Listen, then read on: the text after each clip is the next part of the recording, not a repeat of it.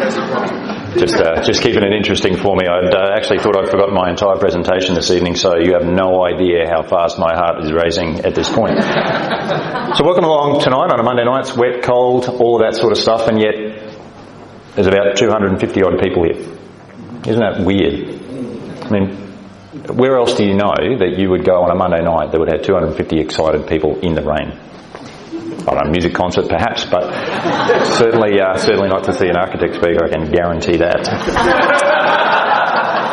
So I have to thank Clive for his talk last week. It was the first time he'd actually spoken in this environment, and I tell you, it was very, very exciting to hear him speak, hear his perspective on life, hear his background, hear his goals in the next couple of years, and it prompted so many interesting thoughts and questions. Who was here last week?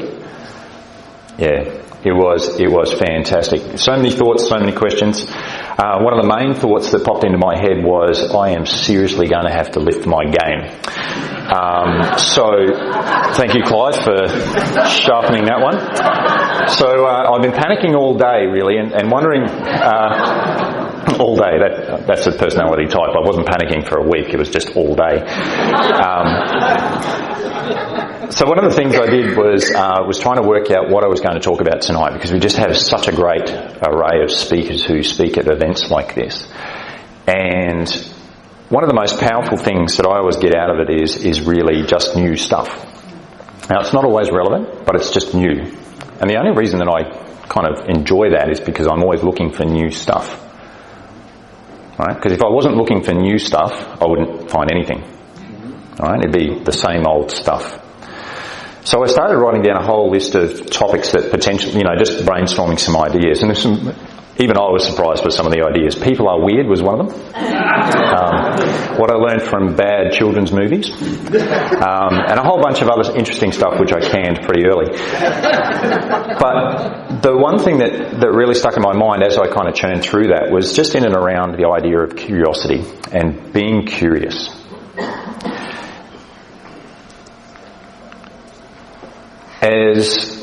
As Clive said, my background is in architecture. I am incredibly passionate about it. It is one thing that I have always loved. And it's been one of those strange things that you talk to other people about what they do and where they go and all of that sort of stuff. And, it's nice and it's interesting, but sometimes you just find people and their brain just lights up and it's, their eyes just kind of get a little bit wider. And I love talking to people who are passionate about anything.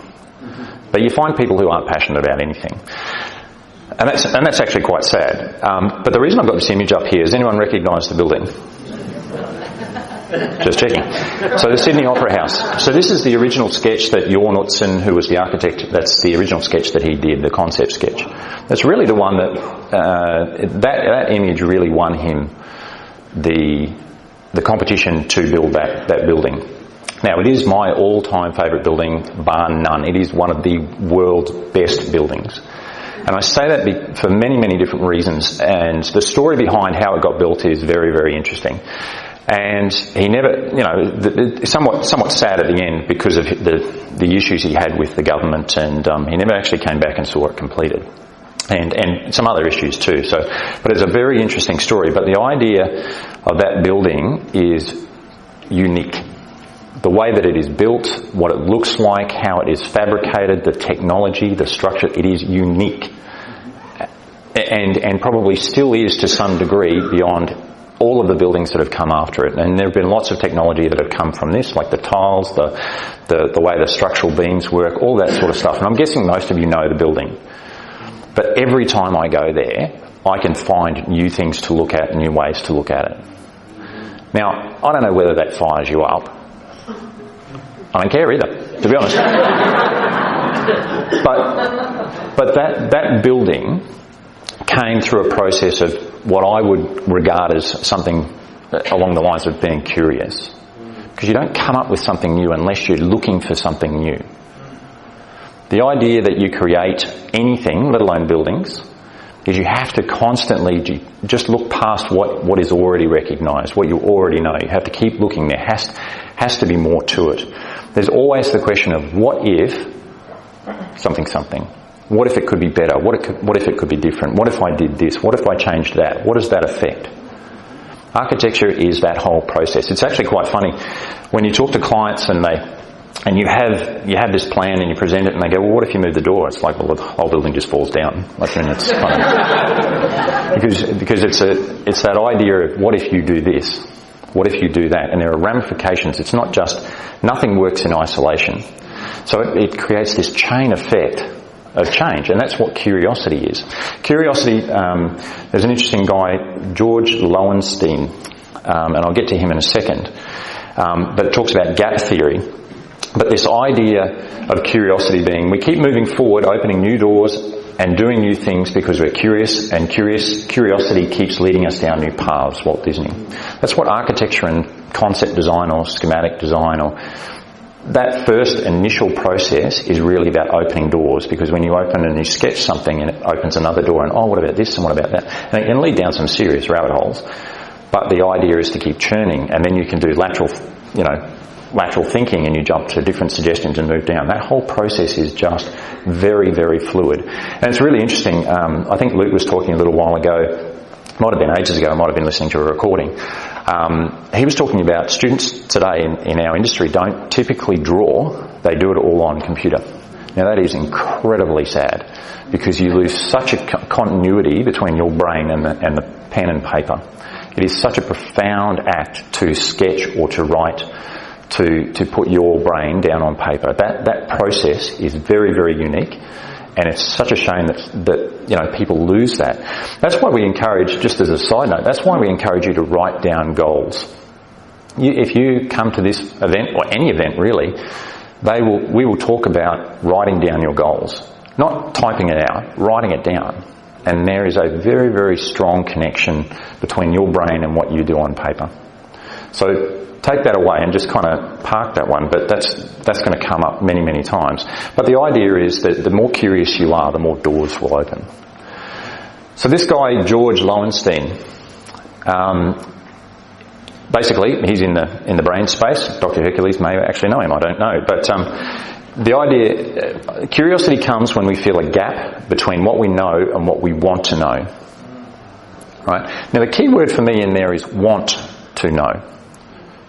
Because if you don't want, proactively pursue the knowledge, pursue that next bit,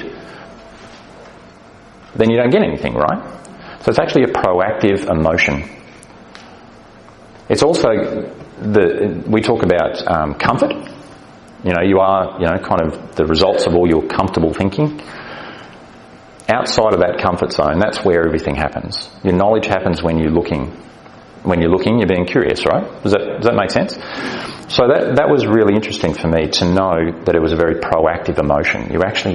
There are some people who are very curious, and I must admit I'm one of them. I mean, I don't break things apart. I'm not kind of into breaking things down and work, but I do not like to know how things work, how people work. How buildings work. I mean, I'm one of those weird architects that wander around the airport looking at details and how things go together, right? If you're in a crowd and there's a guy going, oh, that's an architect, right? Or a builder. I've noticed builders or anyone in construction, they're wondering how things go together. So they're a little bit curious. They're not being weird. Well, maybe they are being weird, but I don't know. So, as I said, the way that students learn in our industry, and I've mentored and I've tutored architectural students. But again, Luke spoke, I think 2 weeks ago, and he was talking about the education system being a process that develops skills for labour. And so many things that I've read have talked about teaching people how to think, or an education system that teaches people how to think. Because if you know how to think for yourself, which is what university is meant to be, because they don't hold your hand, right? But if you know how to think and ask questions and pursue information and knowledge, eventually you'll learn how to read, write, and do all that sort of stuff, if that makes sense. It doesn't quite work that way. If you're a teacher in the room, do not send me an email. Just caveats all over the place on that one. It is a miracle that curiosity survives formal education, Albert Einstein. And I kind of tend to agree. I think it has to do with more than the school system. I think it's more to do with the association and the environment. Because, to be honest, I think curiosity, I'm actually surprised it survives the workplace. and where you work or where you associate with. Because this room encourages the idea of curiosity, of searching for more, of looking at different things, different ways. That's what this room's about. That's what all of these rooms are about. It's about you seeing things differently, you approaching differently, you taking all the information you need, turning it in your little pot in your head, and then making something new or revitalising something. So it really comes down to where you're associating, not necessarily your schooling, not necessarily the university you went to. It's how you approach learning. Again, it's proactive. That means it's your responsibility. That's why when we say, come in here, and as Clive said, you'll get out of this, and this talk, and any other talks, you'll get out of it what you're looking for. If you are looking for nothing, you're more than happy to find it. But it's your responsibility, right? When you are curious, you find lots of things to do. Walt Disney. So as I said, architects, we go through this process of just churning ideas and discarding 99% of them. Now, this set of images there is actually a building. It was a project that I was working on many years ago, 6 years ago. It was for a podium on a building in Mary Street. So you too could have had that building down there in Mary Street. It didn't actually happen, but they were just a series of studies of the same facade. And it was very, very deliberate. I actually remember doing it. And the reason I was being very deliberate is because I couldn't think of a brilliant idea. Because the perception is that you just had this flash of brilliance, like, musicians and bands like In Excess. They were an overnight success. No, I'm pretty confident they were working their rear end off for quite some time before you got their album. But that's the perception, and architecture is no different. And it's very common that just because there's, it's pretty easy to sketch some nice little picture that's where it comes from. And it's very intangible as an idea because it's a thought process. And most of the thought process actually comes after you stop thinking about it. Because, and I don't know if anyone else works this way, I know there's a couple of other architects in the room. The idea is that you just churn something until you hit a wall, and then you just step back and you let your subconscious just roll with it, and you wake up the next morning or in the middle of the night or while you're sitting on the toilet, whenever you work, and you come up with it, and all of these things just seem to fall because you relax. I tell you, you open doors and you go down rabbit holes. I don't know where that works, but that was an unexpected one there. So anyway, when you're working with buildings, the process. I've heard of writers like Stephen King or several other musicians who just have a very, very deliberate habit of just writing. Not good, I write good stuff. No, they just get out and they just start tapping away at their typewriter or they start writing on a piece of paper. Same time, same day, cup of tea, it doesn't matter whether they're writing gibberish or award-winning novels. They are just writing because your brain works on the mechanics of that. So the idea of curiosity still works on that. Right? You've actually got to encourage yourself to be more curious. Right? It's one of those things that to be more curious. There was a couple of points in there. Obviously, it's pursuit of knowledge. Right? If you want to get better results in anything, you just got to pursue more knowledge. Right? So that's a good reason to do it. Look for uncertainty. Don't always go the comfortable, route home. Just maybe take an extra left-hand turn somewhere, and man, I've done that, and it's been interesting. Make it playful. For me in architecture, I find it easy to do, not easy to produce, but easy to do. And by do, I mean do stuff like that, because I just love it. I just love sketching. I love the process of sketching. I have developed over 15 years a serious love for this thing. And so play is really, really important, because if you hate it, you won't do it as much. But that's irrelevant for a result, right? So whether you like it is totally disconnected from the result that you're intending. If you want the result bad enough, you'll learn to love it. And that's the interesting thing about it. If you do a thing that you love, you'll never work a day in your life. No. You can learn to do the thing you love and you'll never work a day in your life. But don't start doing the stuff that you love just because that's where you think it's going to work, because that is literally a lie. Find the unfamiliar within the familiar. So you've got habits. You do stuff every day that, you check your emails, you do that, you've got a process. Look for the unfamiliar in that. Because what you'll find is if you're looking for the what if I could do this better? Yeah. You will find it. If you ask that question enough, you'll find it. There's an interesting concept, it's a Japanese concept called Kaizen, change for the better. Now, lots of people have heard of it. It's a very profound way of approaching change. It's actually minute and great, and there's a gentleman in the room whose business is named that for very particular reasons. But my dad was always, when we had a chat, I can't remember why we were having this conversation, but he always said to me, there will always be someone better than you. There will always be someone better, faster, stronger. Don't ever pick a fight. Don't ever be the best guy. Because someone will be better than you, right? That was the theory of it. So if you know that there's always someone who's better than you, then you can always be better if you choose to be, right? This is all about you proactively, doing stuff, right? So if you're always pursuing the better, then you are the guy who's always better.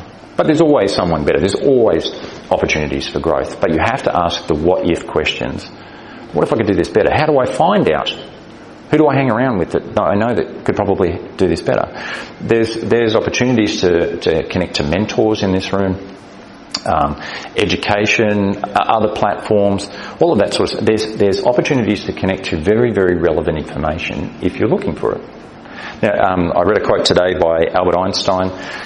He said, if I had an hour to do a problem, I'd spend the first 55 minutes working out what the problem was so that I could spend the last 5 minutes asking the right question to solve the problem. Right? The old sharpen the axe analogy, all of that sort of stuff. You have to look into what you're doing and you have to understand everything. I got a great email from another lady in the room today just on emails and how to sort those emails. And it was really strange. I've had a conversation with her several times and I just read that on LinkedIn and it was great. I went, maybe I should do that. Not that I was looking for a better way to sort my emails and do all that sort of stuff, but it was very interesting just to see how other people process. Again, because I'm curious. I'm curious about how other people do it. Because I am always into R&D. Alright? Rip off and duplicate. That's my...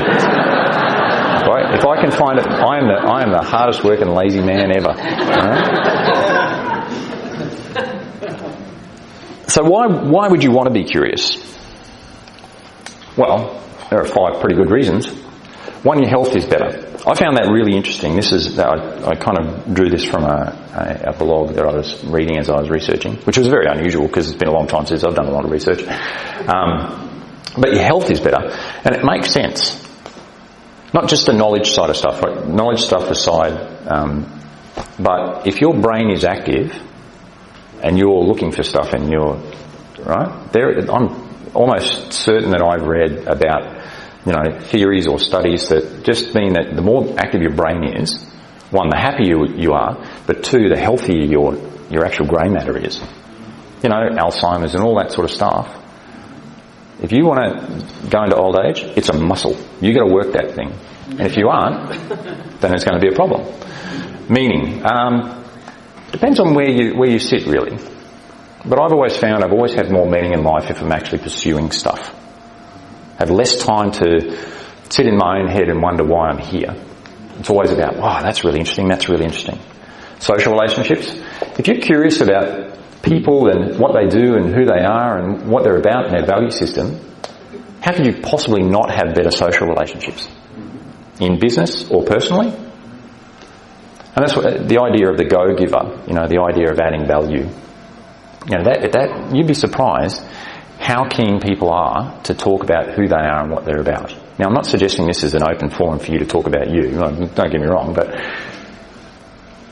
how often do you get the opportunity to talk that people are actually genuinely interested in you and what you're about to help you get what you want?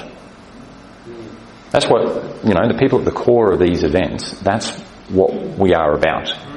So when people ask you, what are your goals? What is your business? What do you do? Tell me how that works, 9 times out of 10, they're actually asking so they can, okay, I know you better, and I can do something to help you to do that.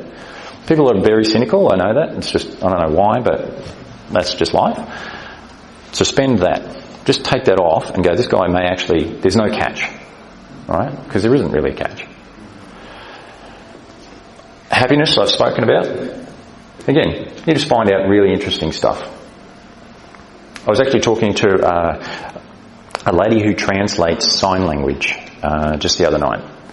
And she was saying to me, when she was translating for students at university. So she had to translate a lecture in evidence, like police evidence or something like that. Just something. That's something I find very interesting. Just that sort of process. But she was translating that, and she said to me, she has to translate the emotion through to the recipient. And it didn't even occur to me before that conversation. I just figured, the words that would work. But she was saying that when, like a heated argument, or someone was being passionate, trying to translate that when it's contrary to who you are is incredibly difficult. I mean, if you're in a good mood and you've got to translate someone who's not quite in a good mood, how do you do that? You literally have to perform or act or draw from, or I don't know how you do it because I don't do it, but that was fascinating to me because it was like you are a conduit for someone else. Now again, the only reason that I know that is because I was curious enough to be asking about what it was like to translate. Have you been asking people about what they do, what they're passionate about? You don't have to. I just find it much more enlightening. I have much better conversations and coffees. Because, and some days, some people are incredibly boring. I will admit. I do. Let's not get, fancy and unicorn-like. Like, some people are dead set boring. And it's typically because they are not curious. They have no interest in stuff. Again, I'm not saying you'd be interested in this broad range of everything, and I'll talk about that in a minute, but it's very obvious when you talk to people who have just a broad knowledge of stuff. When I say broad knowledge, I don't mean a broad knowledge of every subject under the sun. I'm talking about a broad knowledge of something. It may be a broad knowledge of general knowledge, or it may be a very broad knowledge of architecture. I'm not one of those architects. I don't know a lot about architecture. I missed first year. I did landscape and planning and did landscape history, which was very interesting, and then came into architecture. So I missed a full year of architectural history, which is bizarre, right?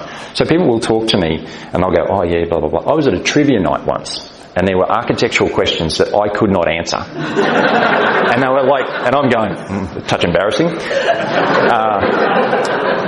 as you do. But it's because I'm not curious about the history of architecture. I mean, I've developed it and done everything in there, but it's not about what you're curious about. It's, are you curious? You can be curious about whatever. You can be passionate about whatever. And it still fires me up. Alright? The reason I'm talking about buildings a lot is obviously because it's my experience. And I see buildings differently. Right? In the same way that you might love cars and see cars differently, or you might see spreadsheets and find them. No judgment here. We are a non-judgment room. But that key to understanding how things work is really important for me. But you've got to constantly be learning. And if you're constantly curious, you're constantly learning. Right? You just can't help it. The trick there is, are you learning the right stuff? Because you can be curious about a lot of things. But if you're not learning the right stuff to get you where you want to go, it's just knowledge. Right? And the reason I say that is this. Any fool can know the point is to understand. Albert Einstein. Because whilst going to university for 15, 20 years is exciting times, I'm not sure the end point is there. This is a picture of Watson. Now, there is a YouTube video that I emailed to some people, and it's up there. It's the YouTube title is Ken Jennings, Watson, Jeopardy and Me, the Obsolete Know-It-All. Now, Ken Jennings was a guy who was on Jeopardy. I don't know if you know Jeopardy. It was an American, or is an American show where you have to answer the question in the form of a question. Let that sink in, because it's a bit tricky to understand. So the idea, it's a very, very popular game show, and so it's a general trivia program, right? So this guy won it 3 times. You know, he was the guy, right? He was one of a very small group of people who went all the way through, won it, and then won it again, and did very, very well out of it. Now, what IBM did is they developed this huge monster of a computer, and they called it Watson, because that's what nerds do. They name their computers. And it was this artificial intelligence, and it was before, well, it was several years ago, so it was before people really understood the power of it and the idea of connective thinking and stuff like that. And Ken was asked, you know, how would you like to go on Jeopardy with this computer and have a bit of a competition? He's going, yeah, no worries. You know, AI, artificial intelligence was pretty new, so there wasn't a lot of threat in his mind. But over the period where prior to the event, he realised that computers were getting very, very sophisticated, and the programming behind it, and the ability to search for answers and all of that sort of stuff. And I'm no geek by any stretch of the imagination, but it still fascinates me. But when he got to the point, and there's images of him, there's 2 guys, it's he and another competitor in this screen. And it's very bizarre. And Clive talked about receptionists at a hotel in Japan look like people, talk, do all that sort of stuff, and they check you in, facial recognition, all that sort of stuff. So it was a few years before that, so I imagine, you know, it's sitting there with dummies. It's going to be a really interesting game show. But the point of it was, this guy, and I highly recommend you look at it, he talked about, he was on the program and he was competing and going through this, and at one point he realised he was going to lose. Now, it wasn't, I don't think it was his ego. I think it was the idea that he'd just been superseded. You know what I mean? He'd just been made obsolete. Now that for me was twofold. One, the fact that being someone in game trivia was, you know, important, I find weird, but conversely, the idea that you can be made obsolete by, or your position, not you personally, your position or your role or your job can be made obsolete. Now, we talk a lot about automation, and we have discussed it, and Google cars and, you know, receptionists and all. Trust me, it is coming, and if you aren't prepared, suffer the consequences. Because you can live in denial of it. But the reality is, all of that stuff is changing. Now, how it will change for you, I don't know. I read an article once where they said the creative arts or the creative industries are the least likely to be affected, but that's okay, because we don't produce anything, like any money. You know, there's nothing of value in there anyway, you know, like poets and artists, I mean, God forbid. But it was an interesting point in twofold. One, because as someone who's in the creative industries, I feel quite secure. But the idea of humans being creative drives almost directly from the idea of being curious. Now, whether AI takes on that, I don't know, but the idea of mashing everything together, coming up with something new and beautiful. I've read a few books by Isaac Asimov in my youth. And really interesting. It's going to come. Like, hopefully after I die, and, you know, I've made a lot of money. But the idea of artificial intelligence becoming creative and drawing on that may not be in your lifetime. So use it now. But be curious. Know stuff. Look for stuff. Because at this point, computers can't do that. That I know of. Don't tell me. Don't ruin my vision here. But the reality is, I think there's a really beautiful synergy between creativity and curiosity. And not just in drawing pretty pictures. I mean in anything that you do. The idea of lateral thinking, of jumping across, doing all of that sort of stuff. It's a very, you know, it just excites the pants off me. Not literally, obviously. But it's got to be a process beyond enjoyment. I mean, be purposeful in what you're trying to do. Over the last couple of years, I've attempted to be more purposeful with the stuff that I've read, how I've read it, being deliberate, because I find you get better results from that. I find that it makes it much easier to get a result. And seeing as this is, a semi-business forum, if you're looking for better results in what you're doing, you have to be curious about stuff. Rob Neville talks about being the lone wolf. And I've heard so many people talk about not being the lone wolf, but their actions are totally incongruent with that, because they are curious. When you offer help, they don't ask for it, or they don't accept it. They don't ask. It's like, so what do you do? If people aren't asking questions, I've typically found they're not interested and they're not looking for whatever, not looking for information or to get better results. It's just because if you're not asking questions, you're not looking for information, you're not looking for new stuff. Some people are looking for the right question or the right timing, or no, it opens many doors to doors to doors. It's like networking. You talk to one person, they introduce you to another person, they introduce you to someone else, and they have a church that you want built. Many, many different layers to what you're doing, but if you're constantly in the habit of asking questions and developing that muscle to just be curious, just wonder how things work. We've had Matt Christ talk about Rat Park. And there's a recording of that, and I highly recommend it. I mean, that was fascinating. Just the idea of how you associate in the community and everything like that. And I briefly flicked over YouTube, where it was the guy who was talking about Kaizen, actually, and he was talking about what humans do. If a mouse is afraid, it'll burrow, or a bird will fly away or do something like that. If it's a lion, the lion will charge. But what does a human do? What does a human do when they're provoked?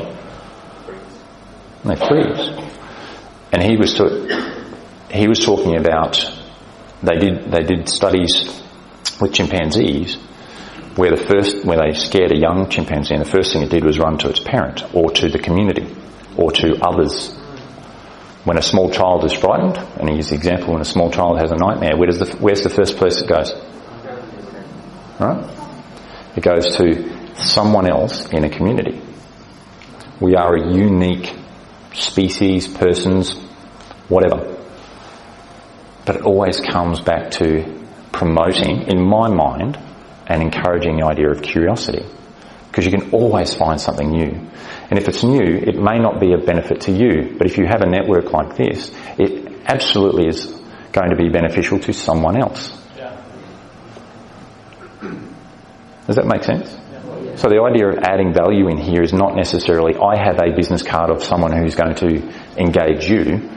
It's I know some stuff, here's a referral for a YouTube video or a something or other or a person. So many different ways to add value, but you have to be curious, you have to be looking, you have to be investigating things, you have to be open to it, open to new information and everything else. It's always about growth. It's always about growth. People who ask questions are growing. That's why we encourage you to come back. That's why we encourage you to allow people to come back with you. Because if you're growing and you're growing with other people, it's amazing how things happen. You will hear a constant message from this event and several other events where we talk about expand your own network, add your own value to your network. Keep coming back, keep adding value, keep doing these things. And we are an inclusionary environment. We don't make you do this stuff, but we do know that it works. We know 100% for sure, guaranteed it works every single time if you do it. But you'll resist and you'll say no and you'll, maybe turn up next week, or you won't block out your Monday night for next week, or whatever your reason is. And I know you've all got valid reasons. Everyone has valid reasons. That's how it works, right? Your reason is more valid than anyone else's reason because it's your reason. That's how it took me so long to do anything. But my suggestion as I finish up is, what if you could get a better result in what you're doing right now? And all it took was for you to take a couple of hours on a Monday night every week consistently so that you could be curious enough to find out what the next speaker was talking about.